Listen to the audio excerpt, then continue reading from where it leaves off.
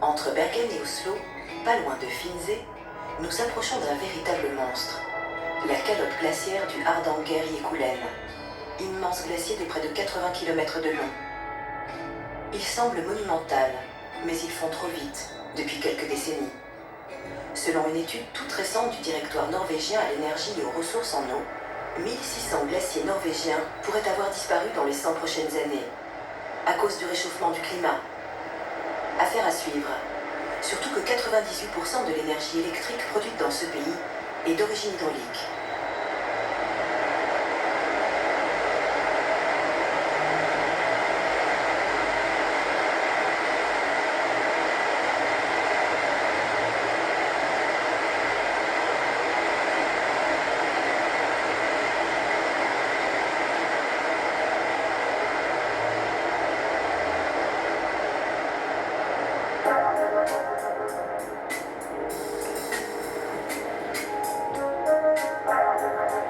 Tout au sud du pays, profitant d'un vrai microclimat, cette ville, au fond d'un fjord.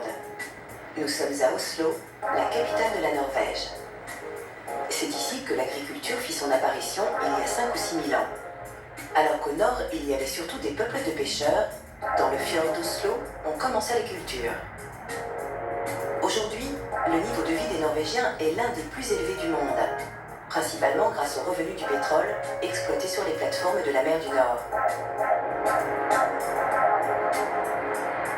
On dit qu'Oslo doit être visité en hiver, avec ses pistes de ski éclairées dans la nuit polaire. Seulement 5 heures de lumière par jour. Alors quand arrive l'été,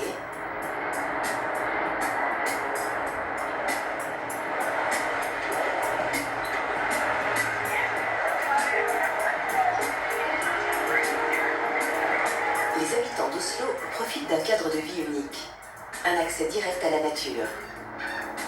Juste en face de la ville moderne, la presqu'île de Vigdøy. Marina, Vieux-Grément, les peuples du Nord en sont friands. Les Norvégiens aisés ont développé un véritable savoir-vivre. Presque aussi fort que les Danois, ces Norvégiens.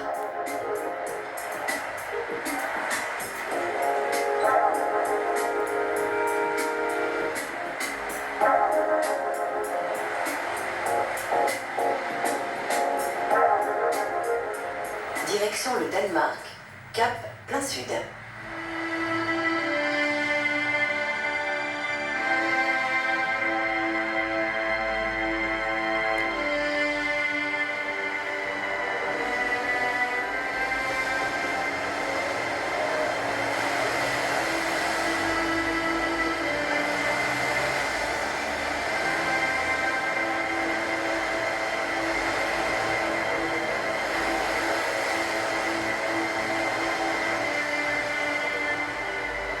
Nous y voici, au Danemark.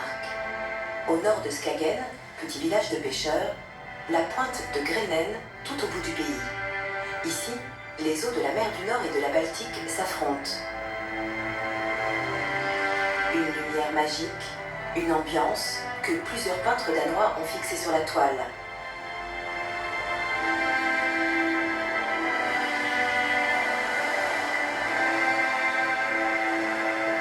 Retrouvailles face aux éléments.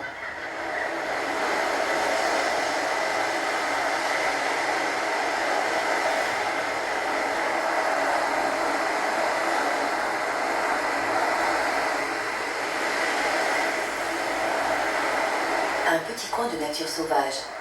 C'est peut-être cette liberté-là que l'on vient chercher ici. L'homme face à la mer. Laissez filer le temps. Nous glissons sur la côte ouest du Danemark. Rabiemille, la dune du Pilat danoise. Altitude 40 mètres. Elle se déplace de 10 mètres par an grâce au vent. Les Danois ont décidé de ne pas les fixer, ces dunes, pour mieux étudier leur évolution. Ils pensent que les processus naturels ne doivent pas être perturbés, à moins d'une nécessité vitale. Une plage de 500 km, déserte. Enfin, pas tout à fait. D'un monde à l'autre, on peut être sensible aux éléments et ordonner en même temps. Interprétation danoise de l'ordre, version cabine de plage.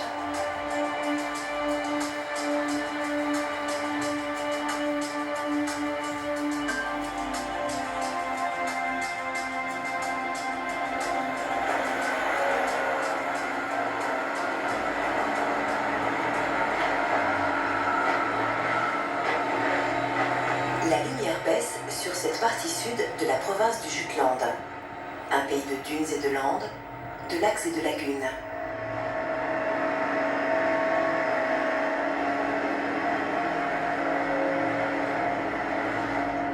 Des villages au bord de l'eau, à l'architecture en bois, séduisante.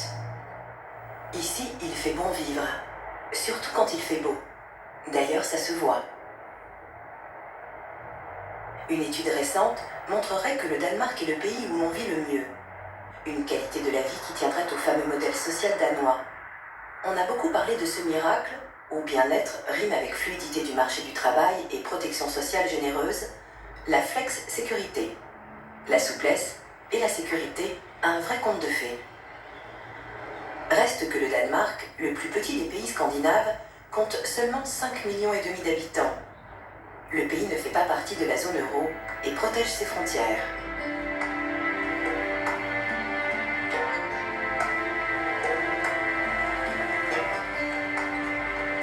C'est vrai, les Danois veulent du confort et de la sécurité. Ils sont aussi prêts à plus d'innovation. Allons voir la capitale, Copenhague.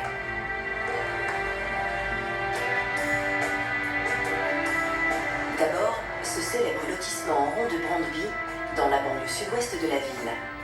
Un vrai concept. Chaque propriétaire possède la même surface de terrain. École de design, exploration de nouvelles architectures, le Danemark innove, même si on y trouve aussi un peu de tout. Le centre-ville de Copenhague, lui, est baroque. Position stratégique à l'entrée de la mer Baltique, Copenhague est une mégapole de près de 2 millions d'habitants. On vient toujours y voir la fameuse sirène, inspirée d'un conte d'Andersen.